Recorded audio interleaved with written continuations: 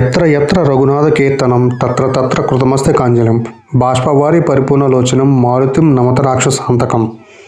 లోకంలో రామకథ ఎక్కడ జరిగినా అక్కడ కళ్ళు మూసుకొని ముగుళిత హస్తాలతో నిలబడి ఉండేది ఆ ఆంజనేయుడే. రాముడు ఒక ధర్మం అయితే ఆ ధర్మాన్ని రక్షించే మహాబలం హనుమంతుడు. అందుకే మన సంస్కృతిలో రామకథ లేని హనుమ లేడు, హనుమ లేని రామాయణమే లేదు. స్వామి కార్యసాధనలో హనుమంతుడు చూపిన అంకితభావం భక్తికి దాస్యానికి ఉన్న గొప్ప బంధానికి నిదర్శనం. శ్రీరాముడు పుట్టిన శ్రీరామనవమి నుండి ఆంజనేయ స్వామి పుట్టిన హనుమాన్ జన్మోత్సవం వరకు ఈ 48 రోజుల సమయం ఒక అద్భుతమైన కాలక్రమం.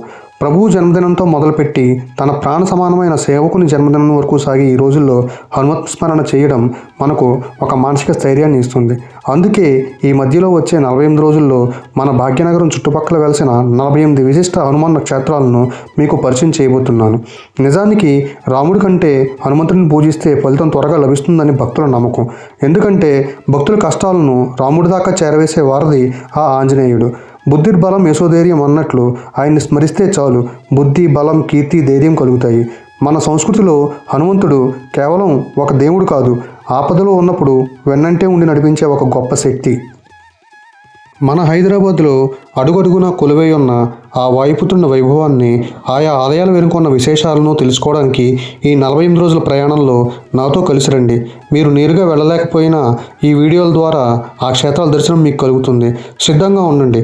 మార్చి 27న మన మొదటి క్షేత్రం ఏంటో చూడడానికి. జై శ్రీరామ్, జై హనుమాన్.